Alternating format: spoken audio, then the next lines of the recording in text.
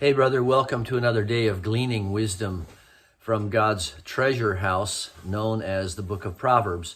Today we come to the book of Proverbs, chapter 20, verse 5. And this could well serve as a mission statement or a mini syllabus for a school of counseling, a school of entering into the life of someone else. Here's what it says. The purpose in a man's heart is like deep water, but a man of understanding will draw it out. Today, the word for the day is the word purpose. What is the purpose in your heart? What is the purpose in another man's heart?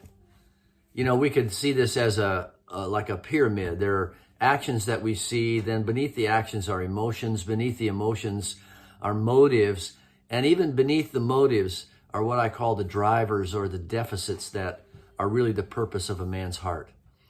So often a man is showing something of himself, his personality, his competence, but beneath it, there's a drive in him. And increasingly, as I listen to men, more and more men are willing to admit or confess or even cry out for their father's voice in their life. And so many of our purposes really are to fill or backfill a gap that we felt from our dads. Even though we had a great dad, perhaps, he wasn't quite enough, but many of us have had absent or abusive dads, and we need to know what our purpose is. And God comes to us and wants to fill the gaps that couldn't have been filled by our fathers in any shape or form. Here, I want to read to you a couple of paragraphs out of John Eldridge's book called Fathered by God, because I think he gets at this, and it's a deposit I want to leave in your heart today for each one of us as we think about our own purpose. He says this, quote, "You are the son of a kind, strong, and engaged father, a father wise enough to guide you in the way, generous enough to provide for your journey, offering to walk with you every step. This is perhaps the hardest thing for us to believe, to really believe deep down in our hearts so that it changes us forever, changes the way we approach each day. We just don't believe it. Our core assumptions about the world boil down to this: we are on our own to make life work.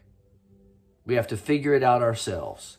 We believe we are fatherless."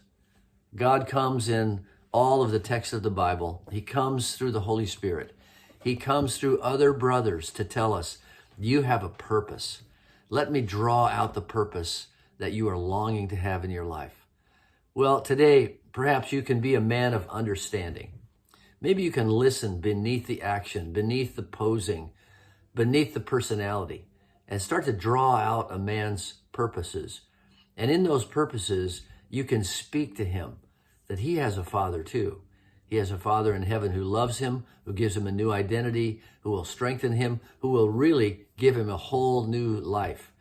And you, my friend, could be the bridge to that as a man of understanding who will draw out this other man's purposes. Let's watch for that today. God bless you.